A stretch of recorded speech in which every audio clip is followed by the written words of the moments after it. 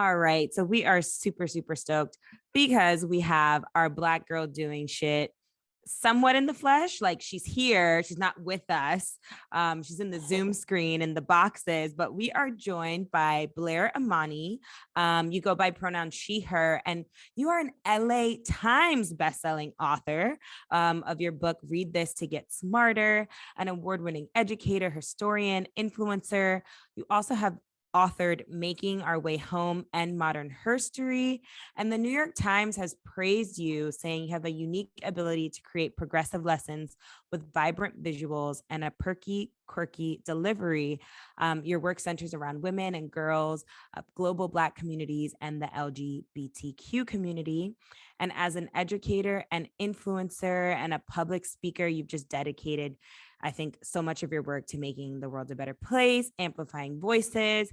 And I love this work of those fighting the good fight. So we are so honored to have you on our show because you literally epitomize a Black girl doing shit. So want to give you that award and welcome you onto the show. Thank you. I received that. Yes. Yes. I'm just really a Black girl doing shit because I'm really just trying to do shit like so often every day. I'm just grateful to be doing shit because I think a lot of us are out here trying to do shit and we have all these systems of oppression stopping us from being able to. And for those of us who can, we have to make waves for other people to be able to as well.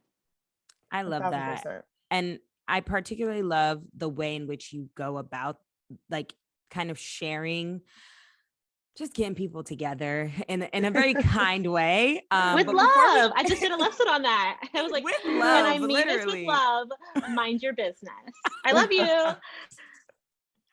I'm obsessed. But before we jump in, you spilled a little tea before we were recording. So we want to break the news here on Black Girls Texting. Can you repeat what you told us earlier? I sure can. I'm going to be developing a children's television show with the Jim Henson Company. I just met with them at the Jim Henson lot over in Hollywood, and I couldn't be happier. I mean, I'm working with some greats. Like I can't wait, and I'm really excited too because one of the people that's on my team is Sydney Clifton, who's an amazing Black woman who has braids all the way down to her waist, and she just has been behind a lot of the shows that we hold near and dear.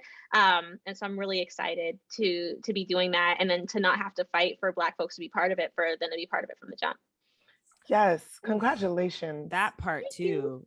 Major congrats. You deserve all the flowers. And thank you for the BGT exclusive in here. Always. We joke that people, they join us and then the next thing they know, they're like, have something start telling all my business. Or they're spilling the beans. I think it's because, I literally broke the news to my parents in a group text. So I think you've locked the formula. That's where people are spreading news these days. And people just feel comfortable.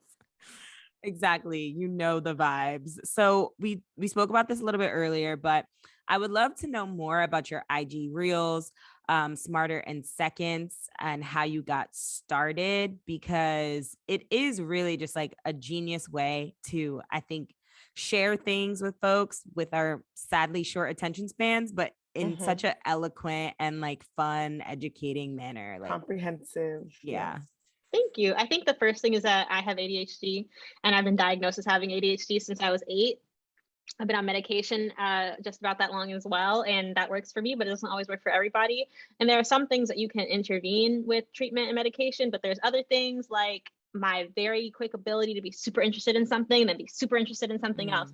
And so Smarter in Seconds is great because it allows me to fulfill that desire to get super deep into research for one thing and then go to something else immediately next.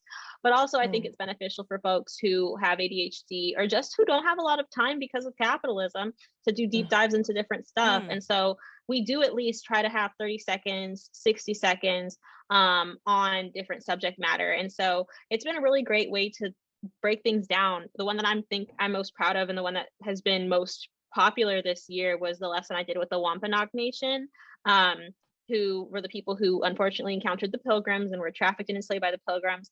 And what was really beautiful is a lot of those folks look like my family. I mean, it was so frustrating in the comments to see people go from Indigenous people don't exist to, oh, Indigenous people don't look Black, but surprise, surprise, both Indigenous people exist and Afro-Indigenous people exist. and are thriving. I worked with Cara Roselles, and I've been just able to work with such a beautiful kaleidoscope of different people in different fields from different backgrounds, and just tell those stories in ways that people want to consume, which is increasingly shorter. And, you know, we just trying to get people smarter in seconds.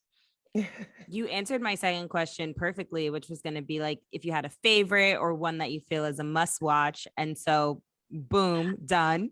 Oh, you have another one? Though.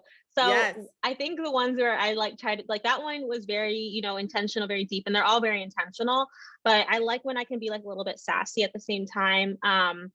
The lesson I did on rainbow washing, which is like when companies lie to look more LGBTQ plus inclusive. Greenwashing, when companies lie to look more environmentally friendly. Like, I just love telling it like it is, because if there's one thing you can't do in 30 seconds or 60 seconds is mince words. You just got to tell it. But I love doing the one on ghosting. I did a lesson on ghosting too. Yes. That was fun. I got to do some fun transitions. Like when Yes. somebody snaps, disappears, that was a fun one to work out. But I also really love doing the ones with my dad. I did one on the Tulsa Massacre with my dad. And it really wasn't until that point that Papa Imani realized how much work goes into Smarter in Seconds, because he's just seeing like, oh, my bubbly daughter just doing what she does in real life on the internet. And then when he was like going through the different script lines with me, he was like, oh, this is kind of hard. And you did it. I really liked work. the one you had on how to apologize, because I love that you have things that can be like educational, if you will, but also just like teaching people how to be better people, which education, of course, like stems from that, but also just something that is so simple. Like we all could be better about those things. So I love those moments. It's like that meme, like, are we just all adults walking around unsupervised? I really Yes. feel like that is so intensely true. Like sometimes I'm just like, don't I need a chaperone? Like, what is this? And there are a lot of things that I've learned growing up with my younger sister who's autistic, and, you know, just trying, and my partner, Akeem, who's autistic as well. And so many of those accommodations have to do with just intentional communication and not having people assume that you're going to act a certain way or behave a certain way. Like if you need somebody to come and comfort you, letting them know, hey, I could really use a hug right now, or can I have a hug? Which is not something that we're taught to ask for in society. We're really taught to expect that. We expect everything to be a rom-com where you can just read people's minds, and that doesn't work. So I'm just trying to help people be intentional communicators and intentional human beings. And what that looks like is just thinking about everything before you do it, which feels a lot more stressful. But what I have that look like for me is like when I'm late for something, or when somebody's late to come to something for me, okay, I'm going to stop and I'm going to think about how could this go? And try to plan ahead. And right before I go to sleep, I try to think, okay, what are the interactions I'm going to have tomorrow? And what message am I going to try to share? And it's like very lofty, but it works out. It's actually, once you like incorporate it into your life, instead of like thinking, what I've done basically is spend all the time thinking, oh, what did they think of me? How did that go? I actually just spend all that time thinking about the next thing. How might this go? How might this work out? And then how can I plan for it to work out? And it's helped me a lot with my anxiety as well. So it's all great stuff. No, that's amazing. Yeah, I was just thinking the same thing. I have feel? that post anxiety of like encounters with people like, oh my God, like what was I giving? How was I coming off? So I think that's really great advice. And like, I did something recently where I was talking to somebody, and the person has one eye, and the other eye they use like a prosthetic or like a glass eye. And I was telling a story from like earlier. So when I was arrested in Baton Rouge, one of the women that was super nice to me was named Miss Yolanda, and she also had one eye. And I had always just mentioned that like it was like a funny character quirk.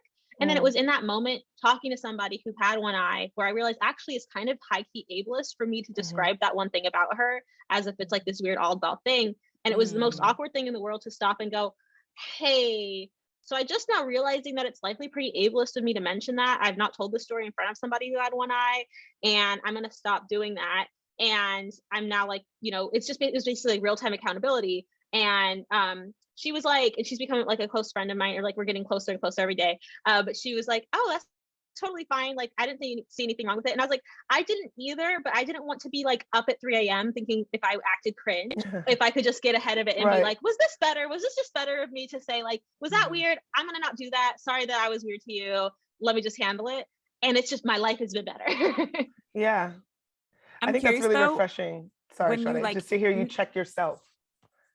Check in with yourself and call yourself out in the moment, I think it's hard, but it's necessary. Absolutely. I'm just wondering, like, when you do plan ahead, if things don't go, not necessarily how you plan, but like if you go in with a certain intention and you're like, okay, I'm giving this my all, and then maybe things still kind of fall out of place. Like, how do It's you pick up from inevitable. that? So my mom tells me, and I have to do a post about this eventually, but she says, detach from the outcome. You want to go in with your best intention. You want to plan for the worst, expect the best or hope for the best, but detach from the outcome because you can't predict. We are not, folks out here who could predict the future, even though some of my family members do believe they have visions, but it's really one of those things where it's like the show That's So Raven. Like, she was out here trying to like prevent future catastrophes from happening and then causing the catastrophe herself. So you really just have to the way that I do it is something I also learned from Akeem, which is worry management. So if I'm afraid that something's going to go wrong, like I did my book launch and I was afraid people wouldn't show up. Well, I better make sure to invite a bunch of different people and follow up with them so that they do show up. So sometimes when we have a worry, we just need to manage that worry instead of dismissing it.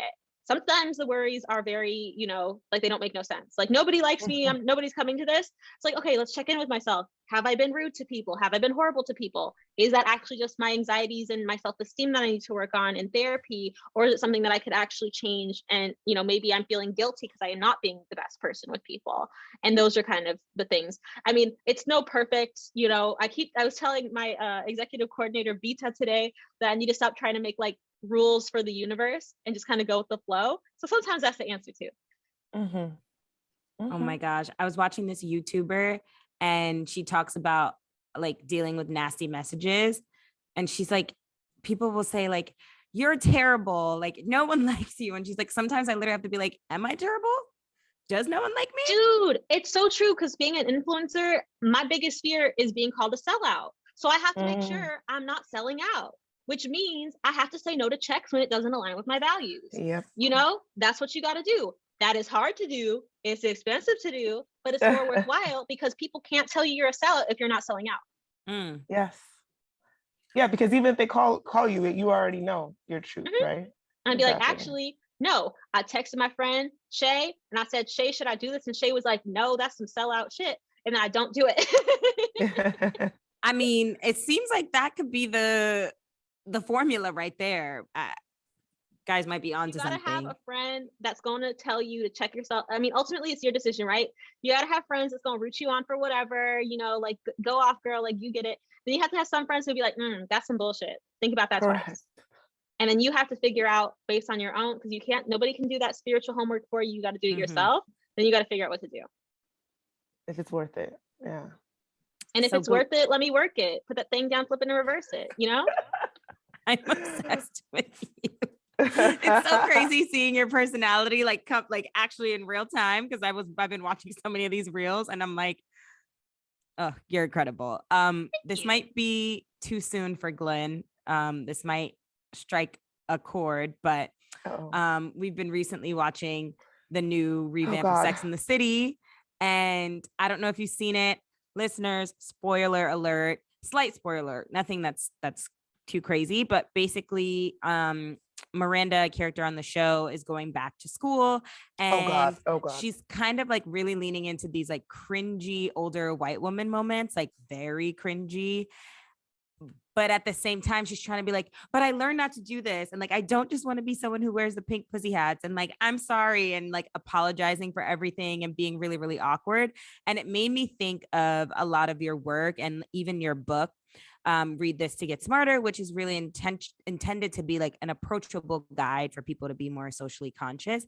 And I always am like teetering between the lines of like, okay, I want to help this person because I know that ultimately they're just a bit ignorant, but also like, girl, how you ain't know that was ignorant and stupid as hell? So let me just tell you that Cynthia Nixon would low-key be at every protest in New York, so low-key. Like, as a human being, like this was before, she was running for office and stuff.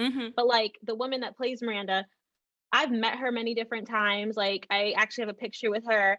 And I was just talking to her, but you would be at I'd be at an event and it would be like for trans rights. And I'd turn around and she'd be in the crowd, and she was just like super low key. So I really feel like she must have like really pushed for that character to be there. Like she's the learnable moment, because she's like, totally, she's on point. Like she's somebody who knows how to be low key and show up to something and do things right, which I really admire and encourage more people do.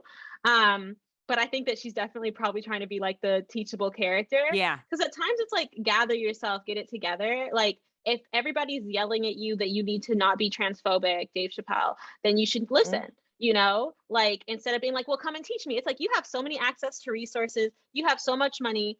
Like you have a responsibility to your fellow person. And I posted about this recently. You can't expect to grow at somebody else's expense. And I might even add, unless you don't pay them, because you can't just be out here expecting people to teach you and demanding that emotional labor from folks while you're cashing checks. Like clearly that's going to help you do better in your career and better in your life. It's going to be something that's an asset to you. Just like we don't expect therapists to do their work for free, we shouldn't expect healers, justice workers, and educators to do that work for free. Exactly. I mean, I noticed that you have a Patreon, right? Yeah, like these are the you go things, to patreon.com/Blair Imani if you like check that out. But yeah, exactly. It's those things. But I don't make the amount that I make public, because we live in a society where we don't want any Black woman making any type of money. I mean, we've seen what's happened to Ijeoma Oluo when she talks about what she was making from her speaking gigs and stuff. Like it's kind of this perpetual mess of, you know, they'll say support Black women, but as soon as there's a Black woman out here thriving, it's turned around to, oh, well, you don't deserve to have that. I had to really check a lot of my followers with that, with influencing. Somebody said that I was like, you know, not selling out because I'm like not living my values, but just because I'm getting paid. And I'm like, I'm sorry. Do you have a job? Okay, I'm not going to call you a sellout because you're a lawyer, unless you're a certain type of lawyer. I'm going to expect, oh, hey, you're doing labor and you're getting paid for that labor. Like until we no longer live in a capitalism, we should not be shaming people for making coins and using those coins to survive, unless they are being dehumanizing or harmful or not being justice oriented. And we don't always know other people's intentions, but when it comes to dehumanizing people, and Black women are universally dehumanized, as we all know, we are often expected to continue that dehumanization and not expect to get checks. We're expected to be the mammy, the Jezebel, the whatever, and play our role in white supremacy instead of being able to be autonomous human beings that need nice things. I feel like that should be on a shirt. Yeah. It's very long, but like it ends with that need nice things. Correct. It could be one of those shirts. You know how they do those shirts? It's just like a wall of text. And Exactly. Somebody. Yeah.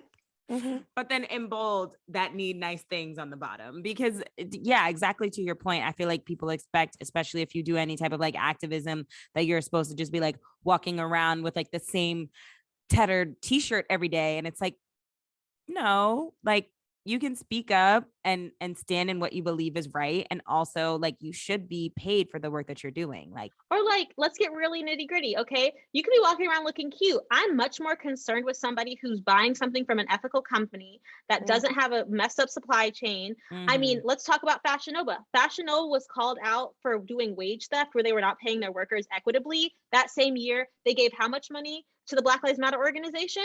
I would much rather they had gone back and gave that money to their workers that they had done wage theft for. wow. These things don't make sense. Like, I don't care about companies that are giving a portion of the proceeds to whatever if they have workers who are homeless and living out of their cars, and, you know, they can't make the money to commute every day, but they're forced to come in. Like, these are ongoing issues. Like, when you are trying to be intentional, it literally starts inside of the house. So for myself, you know, I hire everybody and I pay everybody who does work on Smarter in Seconds. I work with illustrators like Camby Zaya, who does work with me. I have an executive coordinator.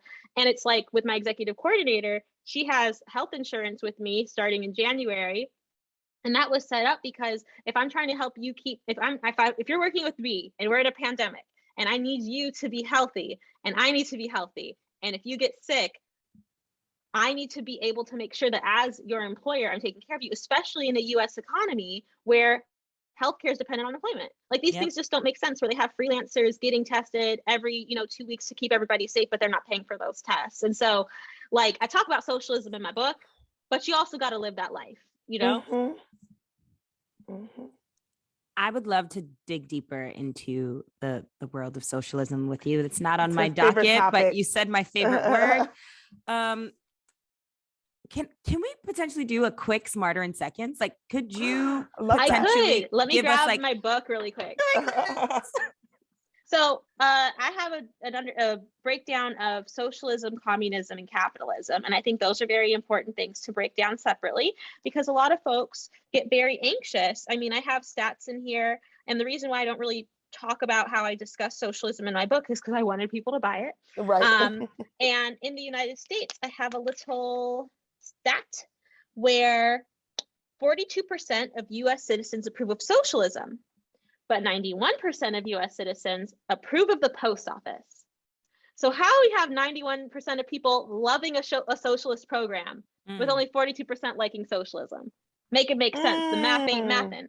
But it's because socialism in the United States had been framed as the moral antithesis of capitalism and capitalism equaling freedom. But capitalism fundamentally included slavery, which is the absolute benefit of the capitalist or the employer to the absolute detriment of the enslaved person who we would not call a worker because hopefully worker means that you have wages. But we have things in the United States like prison labor where people can make a maximum of $1.15 per hour to do things that you'd get paid a salary for outside of a prison environment. And then there's these policies around not hiring felons. And it's this whole scheme of racial capitalism that's deeply problematic that Dr. Sharice Burden-Stelly discusses. She's somebody y'all should highly, highly have on the podcast. She met with me on December 25th, 2020 to talk to me about this stuff because I was like, oh, I'm not going to talk about class in my book. And then I saw some of her tweets and I was like, you know what? Let me get on the phone. Let me get on the phone and try to figure it out. Okay, but Smarter in Seconds socialism. Let's do it. Socialism is often viewed. Okay, I'll do this thing. The voice. Smarter the voice. in Seconds. Yeah. Yes! Smarter in Seconds socialism. Socialism is often viewed as the opposite or antithesis of capitalism, but in reality, it is simply another way to think about economics and politics. Socialism advocates for community or social, rather than private, regulation of production, distribution, and exchange of capital.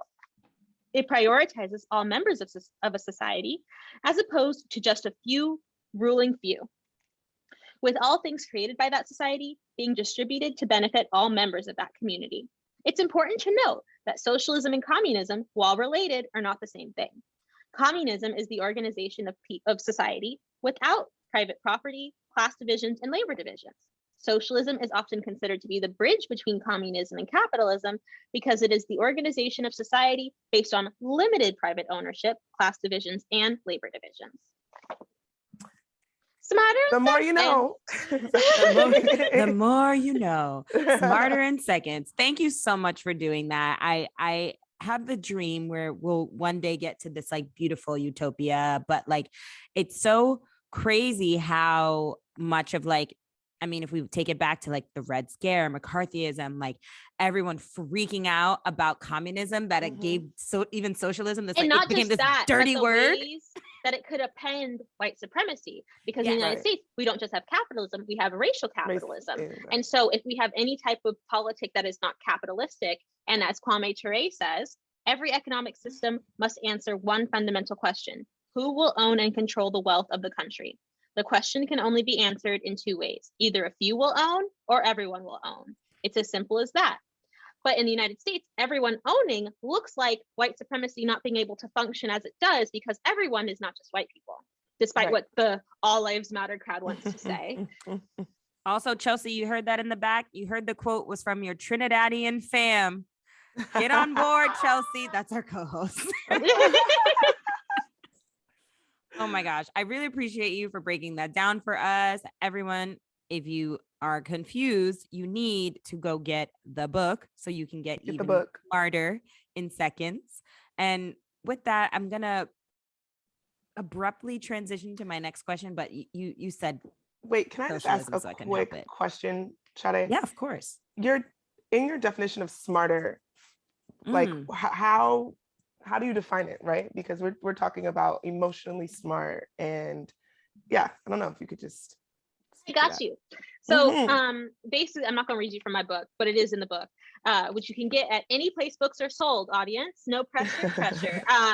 But Smarter. Okay, so the way that we understand race being socially constructed to benefit politics and oppression, right? Like over 600 years, like they didn't even start out with their definition of race, these Europeans, having to do with color. That was added several hundreds of years later when they ran out of shit to add to it. And then they remixed it. We get things like colorism, which folks should learn about from Dr. Sarah L. Webb at Colorism Healing. I keep shouting her out because I've been going through her modules because I'm trying to get like the colorism residue in my family sorted before I have offspring, which is not anytime soon, but you got to do that internal work. Anyway, but as we understand race being socially constructed to benefit political systems and oppressive systems, specifically racism, we don't really often think of smartness or intelligence being understood in that way, but it very much is. Ableism and the way that we look at chattel slavery, people would be called insane if they had tried to self-liberate, if they had tried to escape, you know, the bondage of enslavement.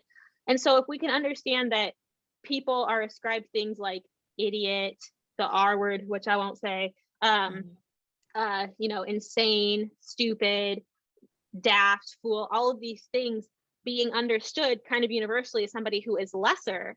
Well, if we add in things like cognitive, you know, disabilities, developmental disabilities, then it actually is connected to a system of oppression, that one being ableism. And so when we have these metrics in schools that say, if you can't take a standardized test, then you're not smart, it's actually more correct to say, you're just not able to be measured in this one way. But if somebody's illiterate, it doesn't mean, and they take a reading test and they fail it, it doesn't mean that person's not smart. It means that person can't read, or that person hasn't learned to read yet. So I really look at smartness and intelligence as the ability to apply knowledge, apply information, and acquire skills. And there are so many different ways that that can be, you know, measured. And there are only so few ways that we measure it in society. So when I say smarter, it's not saying that people aren't smart. It's that, but it is to say that there is no pinnacle level of smart. There is only smarter. It's this progression. It's not the nothing or the everything. It's the process of getting there. Yeah. And to that point, like you, back to the apology one, like you have things that people don't even necessarily like equate to quote unquote intelligent, I guess emotional intelligence, but it's like so many ways in which you could just kind of like, I think, better yourself. The way that I look at it is decolonized human interaction. And that's something that I've learned about from Dr. Shea Kill-McLean, who's at Hood Biologist. And he's just been teaching me about how all of these vestiges of like European colonization have really been centering about us treating each other like garbage. Like even things like Maya Fino, who's at Savage X Fatty, she talks about how, and we did a lesson together for Smarter in Seconds, that the idea that we cannot govern our own bodies, that's rooted in colonization. So that being, oh, you need to eat this, you can't have that, you can't be sovereign. That's literally white supremacy and Euro-colonialism saying that we can't be the boss of ourselves, you know? And so it's so deep, it is that deep. And so when we break down, it's really decolonizing everything. But even the way that we can decolonize, the way that we communicate to each other, because Euro-colonialism and patriarchy especially tells us to double down. Like when somebody messes up, they're not going to go, oh, I'm so sorry, let me be vulnerable, because they're afraid that capitalism will strike and throw you away. But what we actually need to do is be really transformative in the way that we approach things and throw away the people that are just destructive instead of the folks that are trying to do better. So you actually gave me the perfect segue to the question I was going to ask. So now it's not even random. We keep pulling it back together. What are your thoughts on cancel culture? Ooh, I just talked about this on the Bad Queers pod. And I think I have different takes, like different perspectives. I talked about on that podcast how sometimes when people want to cancel folks, they'll use it as their excuse to like dehumanize. And so like when we're talking about like how the baby hasn't shown up around like HIV AIDS and LGBTQ plus conversations consistently, like he just ghosted them. And I was like, that's wild, because I just did a lesson on ghosting and a lesson on HIV AIDS. So for this perfect occasion, people will use that as an excuse to be really anti-Black and then be really colorist where they talk about this different stuff.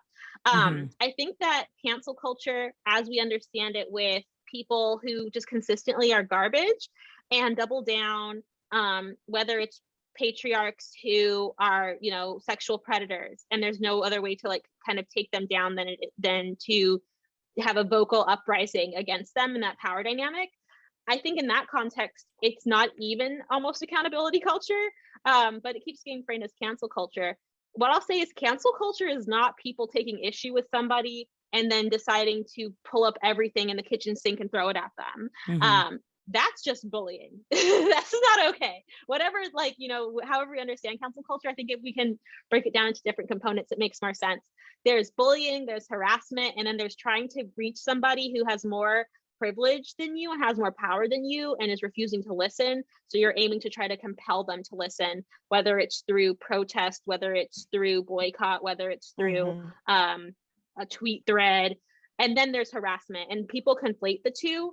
But it's like the difference between helping someone off the stage and throwing tomatoes at them is kind of what I think people misunderstand. Because sometimes what we need to get to is helping that person off the stage, letting them know that what they said on stage was unacceptable, instead of, you know, getting them 2 more Netflix deals. That was very specific, girl. I feel like cancel culture is not a bad thing per se in the way in which I've defined it, which is really kind of, getting that person's attention. And it really is ultimately rooted in capitalism, in that once you start to hurt someone's pockets, their ears start to perk up.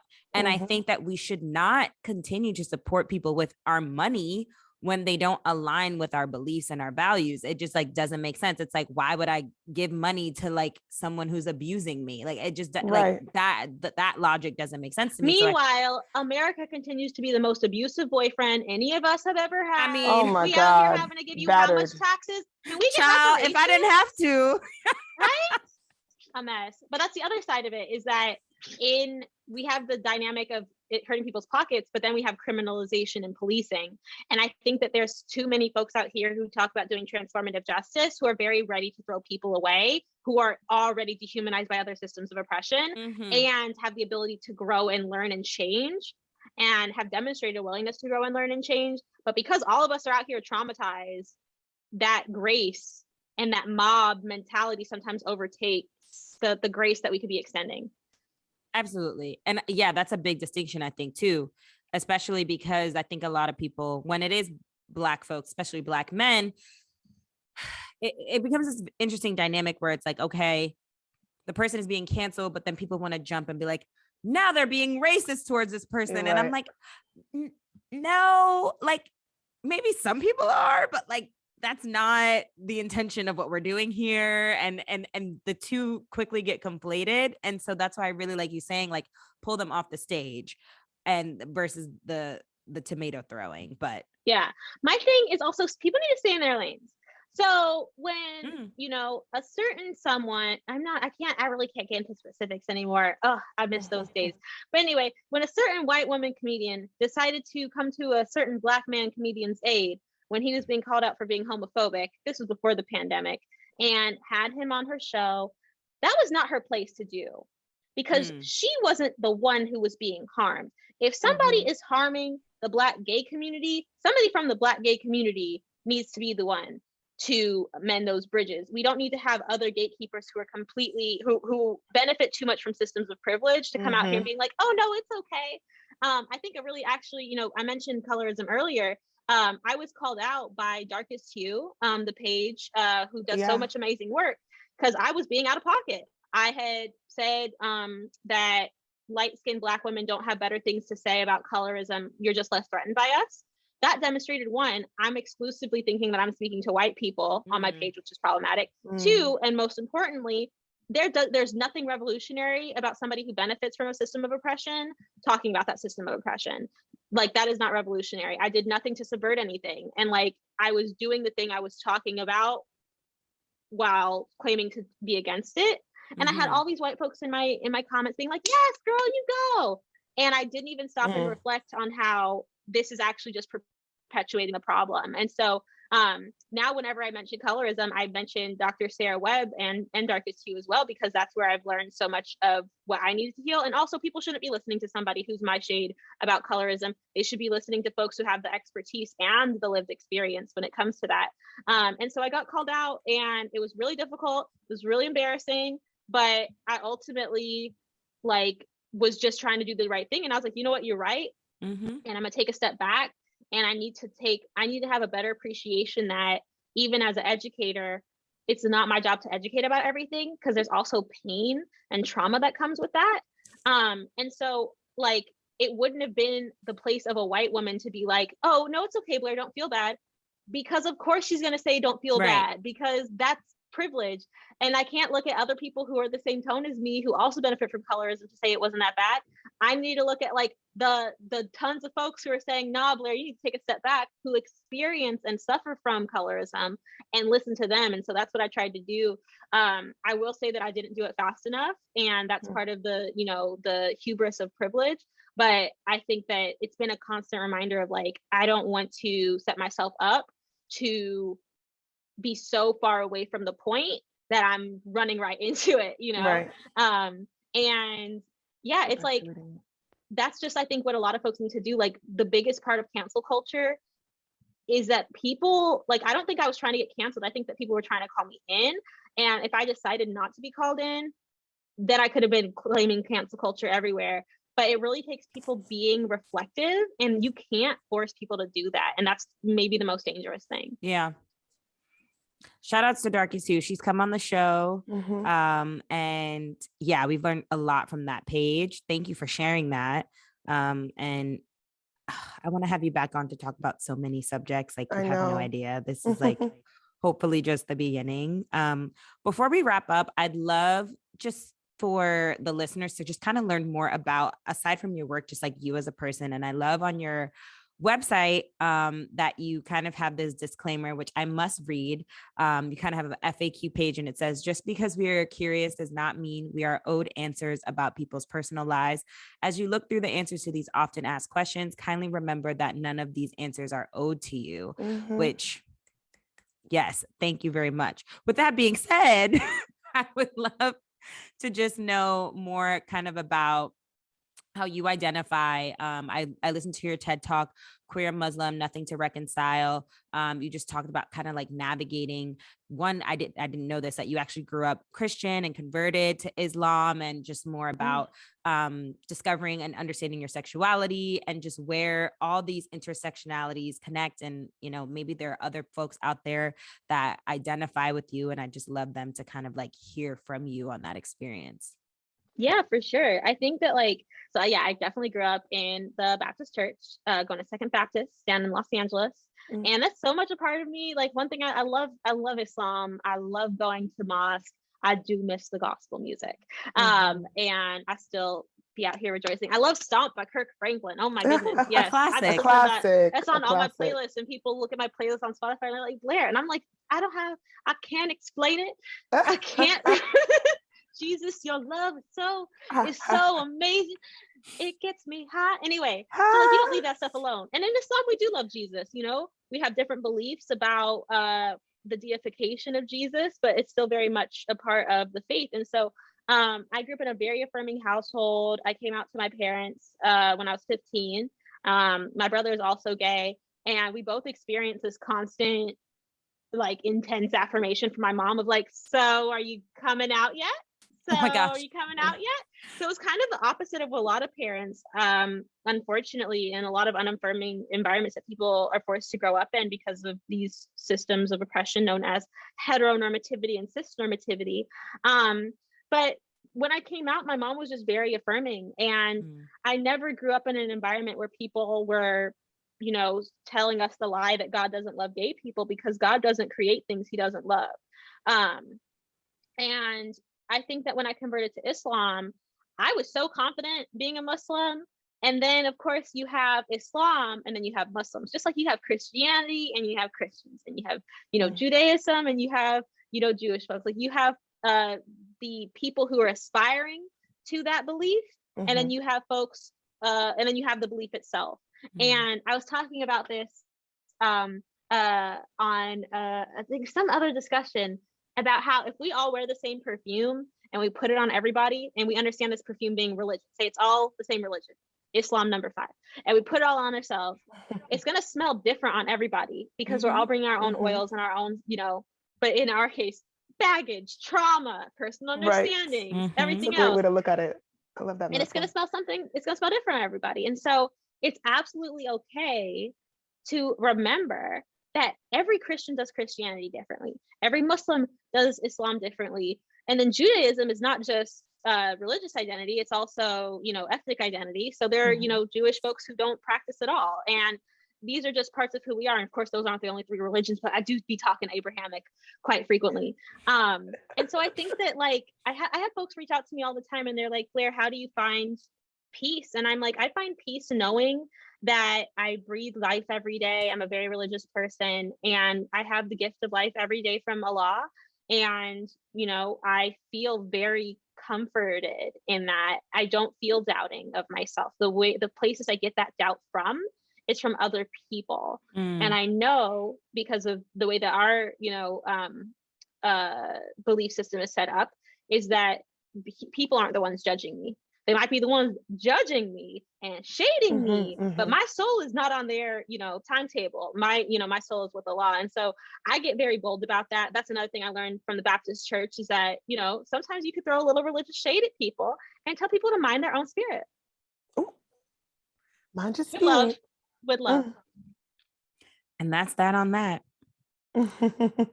Well, thank you so much for joining us. I swear I could talk to you forever. We definitely are going to have you back, especially with our 3rd co-host here. But is there anything else you'd like to share? Let the people know before we go. They know they better go get that book. And you better follow her on Instagram so that you can get smarter in seconds. But anything else that you want to shout out to the good listeners of Black Girls Texting? Now I'm in a religious kind of like, who? I know, right? Can we get anything? Can we get an amen in the comments? I don't know. I just hope everybody stays hydrated. Holidays coming up. Don't feel like you have to make all these new resolutions for yourself. You just be you. Don't feel like you got to answer Uncle this and Auntie that's questions. Just, just flow, just do your thing. And there's a place for you out here. I love telling folks this, like, there are so many like stores in New York City that people pass by every day and somehow those stores stay in business.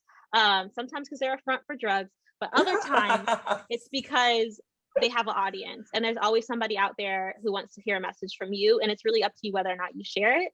So always just remember that there is a place for everybody. There is a place for literally everybody and you can be a place for other people.